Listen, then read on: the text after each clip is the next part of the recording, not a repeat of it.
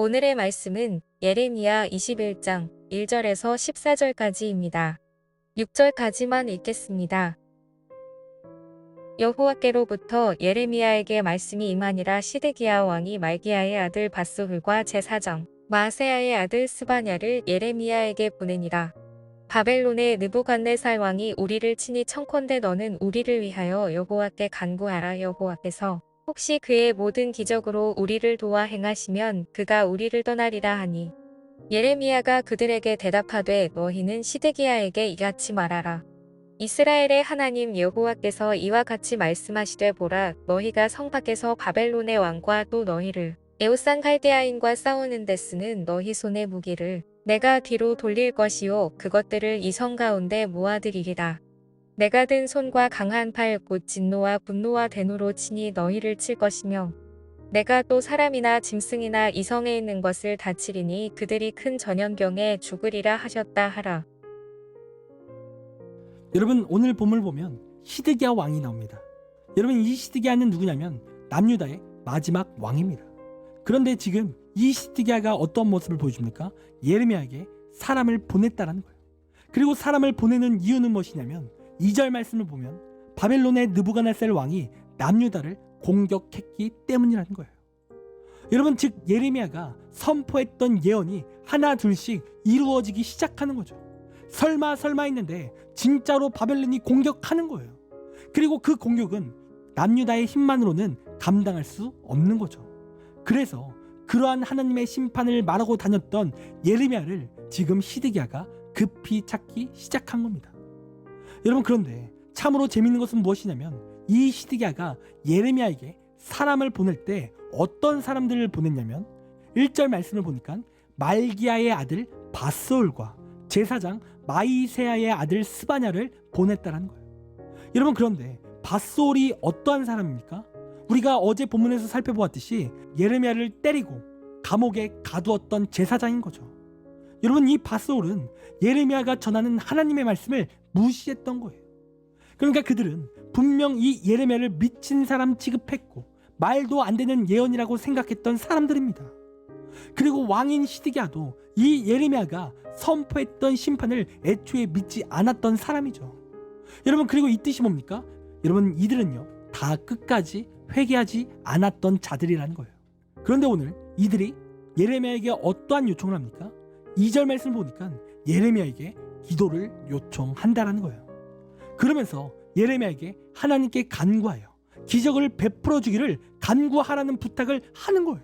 한마디로 바벨론으로부터 오는 위기를 이길 수 있는 기적이 필요하다라는 거죠. 여러분, 분명 이들은 예레미야를 믿지 않았던 자들인데 지금 바벨론이 다가오자 갑자기 태세 전환이 이루어진 거예요. 그러면서 예레미야에게 도와달라고 하고 있는 거죠. 여러분, 그러나 이러한 시드기야의 모습을 본 하나님께서 어떠한 말씀을 하십니까? 3절 이하의 말씀을 보니까 하나님께서는 그 심판을 멈추시지 않는다라는 말씀을 하셨다는 거예요. 여러분, 그렇다면 왜 하나님께서는 그들의 기도를 응답하시지 않으셨을까요? 여러분, 그 이유는 두 가지 이유가 있습니다. 여러분, 첫 번째로 기회를 놓쳤다는 거예요. 여러분, 예레미야가 하나님의 그 심판의 말씀을 한 번만 전했겠습니까? 여러분, 계속해서 수차례 수백 번도 넘게 그 말씀을 전했을 거예요. 그런데 그들은 충분히 시간이 있었고 충분히 기회가 있었지만 끝까지 회개하지 않았다는 거예요. 그리고 마침내 진짜 위기가 찾아오자 그때 하나님을 찾으려고 했다라는 거죠.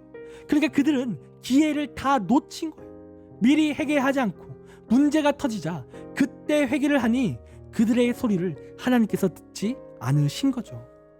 여러분, 그리고 두 번째로 가장 큰 이유는 무엇이냐면 그들이 아직도 진정으로 회개하지 않았기 때문에 그래요.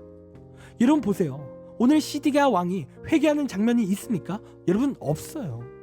여러분, 이 문제는 회개하고 죄를 뉘우치고 하나님께 나아가야 해결되는 것인데 아무도 회개했다라는 구절이 없는 거예요. 왕도 제사장들도 회개한 흔적이 없어요. 그저 그들은 예레미야에게만 찾아가서 이 문제를 해결해달라고 그렇게 요청만 했을 뿐이라는 거예요. 여러분, 회개는요 남이 하는 게 아닙니다. 여러분, 회개는 본인들이 직접 하는 거예요. 진짜 간절하다면, 진짜 위기라면 여러분 왕인 시드기야가 또 제사장들이 직접 하나님 앞에 본인의 죄를 또 나라의 죄를 자복해야 되는 거죠. 그런데 그들은 진정으로 회개할 마음은 없고 위기가 찾아오니까 예레미야에게만 의탁했다라는 거예요. 여러분, 그리고 그러한 모습은 진정으로 회개하는 모습이 아니라는 겁니다. 여러분, 그래서 오늘 하나님께서는 끝까지 회개하지 않는 이들에게 하나님의 심판을 멈추시지 않으시는 겁니다. 여러분, 이렇듯 오늘 본문을 통해 우리가 알 수 있는 사실이 두 가지 있습니다. 여러분, 첫 번째로 우리는 기회를 놓쳐서는 안 된다라는 거예요. 여러분, 언제나 우리가 회개할 수 있는 게 아닙니다. 또 언제나 우리가 하나님을 구하는 게 아니라는 거예요. 여러분, 가끔 이렇게 말하는 친구들이 종종 있는데요. 다음 수련회 때 하나님을 만나면 되지, 다음에 예배 열심히 드리면 되지, 또 다음에 기도 열심히 하면 되지, 뭐 이렇게 말하며 다음이라고 미루며 말하는 친구들이 있어요. 여러분, 그러나 자꾸 그렇게 미루다 보면 우리에게 있는 기회를 놓칠 수 있는 겁니다. 여러분, 신앙생활은 나중이 아니에요. 여러분, 신앙생활은 현재예요. 우리는 지금 하나님 앞에 회개해야 되고 지금 하나님의 은혜를 간구해야 되는 겁니다. 여러분, 그것이 바른 신앙인 거예요. 그리고 계속해서 하나님을 찾지 않는다면 우리에게는 더 이상 기회가 없다라는 거죠. 여러분, 그리고 두 번째로 신앙은 남이 해주는 게 아니라는 거예요. 여러분, 신앙은 하나님과 나 사이의 관계입니다. 하나님과 나의 1대1의 관계인 거예요. 그래서 우리는 남의 신앙을 통해서 구원을 받는 게 아닙니다. 하나님과 나의 관계로 우리가 구원을 받는 거예요. 그런데 자꾸 남에게만 기도를 부탁하고 자신 스스로가 하나님 앞에 기도하지 않는다면요, 여러분, 절대로 그 기도 제목은 응답되지 않아요. 내가 하나님께 나아가야 하나님의 응답도 있는 겁니다. 여러분, 그래서 진정으로 은혜를 받고자 한다면, 또 진정으로 회개하기를 원한다면 여러분, 하나님 앞에 직접 나가야 되는 거예요. 자꾸 남을 통해서 하나님을 만나려는 것이 아니라 본인이 직접 하나님을 예배해야 되고 직접 기도하며 나아가야 된다는 거죠. 여러분, 그렇게 이 시간 오늘 말씀을 우리가 들었다면 지금 하나님을 당장 구하길 간절히 원합니다. 자꾸 미루는 것이 아니라 지금 회개하고 지금 은혜를 구하십시오. 그리고 본인이 직접 하나님 앞에 진정한 마음을 품고 나아가길 원해요.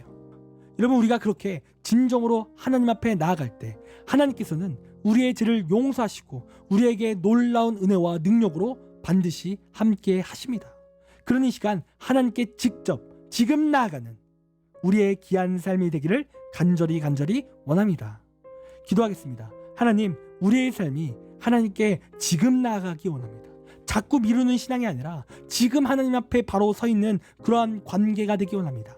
하나님, 은혜로 함께해 주시고 또 하나 우리가 하나님 앞에 나아갈 때 직접 남을 통해서가 아니라 직접 하나님과 1대1의 마음으로 나아갈 수 있도록 인도하여 주시옵소서. 그리하여 하나님께서 지켜주시는 복과 놀라운 구원의 복을 우리가 얻을 수 있도록 인도하여 주시옵소서. 시간 모든 것을 주님께 맡깁니다. 감사합니다. 사랑이 많으신 예수님의 이름으로 기도드립니다. 아멘. 시간 우리 함께 1분 동안 말씀을 생각하며 함께 기도하기 원합니다. 기도하겠습니다.